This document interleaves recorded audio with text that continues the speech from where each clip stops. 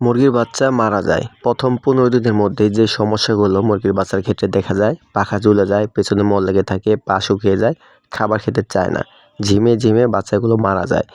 আজকে ভিডিওতে জানতে পারবেন দেশি মুরগির বাচ্চা সম্পূর্ণ প্রাকৃতিক উপায়ে কোন খাবার, কোন ওষুধ খাইয়ে আপনি পালন করলে আপনার মুরগির বাচ্চাগুলো সুস্থ থাকবে। কোনো প্রকার ওষুধ আপনার বাজার থেকে কিনে আনতে হবে না।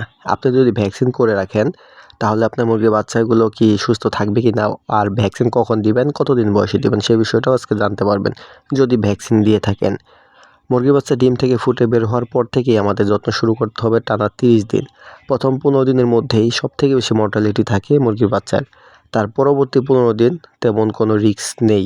কিন্তু আপনি যদি প্রথম 15 দিন ভালো করে মুরগির বাচ্চাগুলোকে পর্যবেক্ষণ করতে পারেন, পরবর্তী সময়টা আপনার মুরগির বাচ্চাগুলো সুস্থ থাকবে। ডিম থেকে ফোটার পরে অবশ্যই মা মুরগির সাথে রাখবেন। বাচ্চাগুলো আলাদা করলেও মিনিমাম 14 থেকে 20 ঘন্টা। এত সময় কেন? অবশ্যই বাচ্চাগুলো শুকাতে হবে। ভিজা বাচ্চা বের করলে নিউমোনিয়া হবে। তাই অবশ্যই বাচ্চাগুলোকে শুকিয়ে মা মুরগির সাথে আপনি বের করবেন। অবশ্যই একটা নির্দিষ্ট স্থানে আটকে রাখবেন। সম্পূর্ণ উন্মুক্ত ছেড়ে দিবেন না, যাতে করে বাচ্চাগুলো নিয়ে মা মুরগিটা দূরে কোথাও চলে যায় পানিতে ভিজে। বাচ্চাগুলো যদি পানিতে ভিজে যায় তাহলে অবশ্যই ঠান্ডা লাগবে, বিষয়টা খেয়াল রাখবেন। কারণ মুরগির বাচ্চাগুলো খুবই সেনসিটিভ হয়, রোগ প্রতিরোধ ক্ষমতা খুব কম থাকে। মুরগির বাচ্চাগুলোর এনার্জি দেওয়ার জন্য, যাতে করে মুরগির বাচ্চাগুলো পরবর্তী সময়টা খুব সুস্থ থাকে, সচল থাকে, সবল থাকে, এই জন্য লেবুর পানি দিতে পারেন। লেবুতে আছে ভিটামিন সি। আপনি যদি লেবুর পানিটা দিতে না চান তাহলে আখের গুড় দিতে পারেন, ওরসেলাইন দিতে পারেন, ইলেক্ট্রোলাইট, গ্লুকোলাইট অথবা লাইসোবিট দিতে পারেন। আমি যেহেতু আজকে বলছি সম্পূর্ণ প্রাকৃতিক উপায়, তাই আপনাদের লেবুটা সাজেস্ট করলাম। লেবু দিতে পারেন। লেবুর পানিটা আপনি প্রতিদিন দুপুরবেলা দিতে পারেন। দুপুরবেলা পানির সাথে মিশিয়ে প্রতি লিটার পানিতে 1 চামচ লেবুর রস। আর খাবার হিসেবে আমি বলবো যে আপনার বাজারে যে খাবারটা জিরো ফিট সোনালি স্ট্যাটার সেটা দেওয়া সবথেকে ভালো হবে।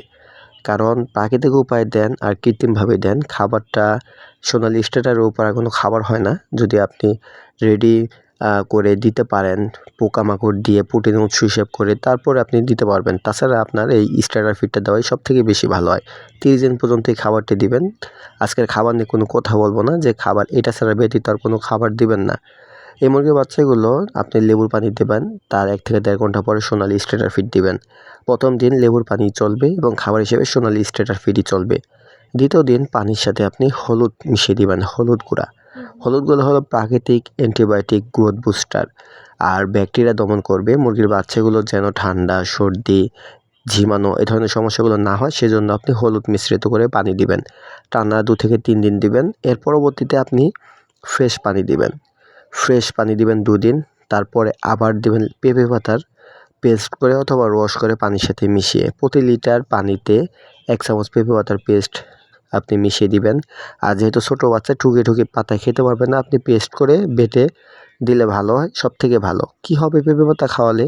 মুরগির পেটের সমস্যা, পেছনে মল লেগে থাকা, পায়খানার সমস্যা, পাতলা পায়খানা, সবুজ পায়খানা, চুনা পায়খানা, এই সমস্যাগুলো রোধ করবে। খাবারটা দ্রুত হজম করাবে, শরীরে যেন পর্যাপ্ত পুষ্টি পায় সেই বিষয়টা খেয়াল রাখবে। মুরগির বাচ্চাগুলোকে সুস্থ রাখতে আপনার 2টা উপাদান, হলুদ এবং পেঁপে পাতা, এই 2টা বেশি বেশি ব্যবহার করবেন। আপনি প্রতি সপ্তাহে 2 থেকে 3 দিন ব্যবহার করবেন আর প্রতিদিন দুপুরবেলা লেবুর পানি দিতে পারেন। তাহলে দেখবেন যে আপনার মুরগির বাচ্চাগুলো ভালো থাকবে, সুস্থ থাকবে, কোনো প্রকার ঝিমানো রোগে আক্রান্ত হবে না, পেছনে মল লেগে থাকবে না।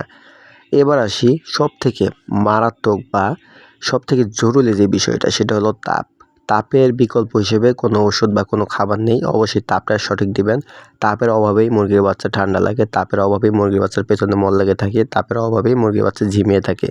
তাই তাপটা সঠিক দিবেন, লেবুর পানি দিবেন, হলুদের গুঁড়া মিশ্রিত করে দিবেন এবং পেঁপে পাতার পেস্ট দিবেন। দেখবেন আপনার মুরগির বাচ্চাগুলো সুস্থ থাকবে। এরপরে আসি, যদি ভ্যাকসিন দেন আপনারা তাহলে কখন দিবেন? 7 দিন বয়সে। 7 দিন বয়সে রানীক্ষেত BCR/DB এই ভ্যাকসিনটা চোখে 1 ফোঁটা দিবেন। 10তম দিনে গাম্বুরা দিবেন। 18তম দিনে গাম্বুরা বুস্টার দিবেন। 21তম দিনে রানীক্ষেত BCR/DB বুস্টার ডোজ দিয়ে দিবেন। এটা ভেটেরিনারি ওষুধের দোকানে আপনারা পাবেন, 100 টাকায় কিনতে পাবেন। আর যদি প্রাণী সম্পদ উপজেলা থেকে নেন মাত্র 30 টাকা পেয়ে যাবেন। নিয়মটা তারাই আপনাকে বলে দিবে। বাচ্চাগুলো যখন 1 মাস প্লাস হয়ে যাবে তখন আপনারা কৃমিনাশক করবেন। যদি কৃত্রিমভাবে ওষুধ কিনে এনে করতে চান করে দিতে পারবেন, প্রাইভেট বা ইভিনেক্স, এলভেন দিয়ে। আর যদি প্রাকৃতিক উপায় করতে চান তাহলে নিম পাতা খাওয়াবেন। নিম পাতা আপনি 1 মাস আগে থেকে খাওয়াতে পারেন। প্রতি লিটার পানিতে 1 চামচ নিম পাতার রস বা নিম পাতার পেস্ট বেটে মুরগিকে পানির সাথে খেতে দিতে পারেন মুরগির বাচ্চাদের। তাহলে কৃত্রিমভাবেই কৃমি দমনে থাকবে। আর কৃমি দমনে থাকলে মুরগির বাচ্চাগুলোর শরীরে পর্যাপ্ত পুষ্টি পৌঁছাবে, দ্রুত বড় হবে, সুস্থ থাকবে। কৃমি মুরগির শরীরে পুষ্টি খেয়ে ফেলে, এতে করে মুরগি দুর্বল হয়ে পড়ে, যাতে করে মুরগিকে রোগে আরও দ্রুত আক্রান্ত করে, ঘন ঘন অসুস্থ হয়। এই বিষয়গুলো খেয়াল রাখবেন, তাপটা সঠিক দিবেন, হলুদ এবং পেঁপে পাতার ব্যবহারটা সঠিকভাবে দিবেন, আপনার মুরগির বাচ্চাগুলো সুস্থ থাকবে। আপনি যদি সব সময়ের জন্য মুরগি পালন করেন, সব সময় আপনি এই উপকরণগুলো দিয়ে মুরগির বাচ্চাকে খাবার দিবেন, পানি দিবেন এবং বড় মুরগিদেরও আপনি একই নিয়মে পালন করতে পারবেন। দেখবেন যে আপনার মুরগির বাচ্চাগুলো সুস্থ থাকবে।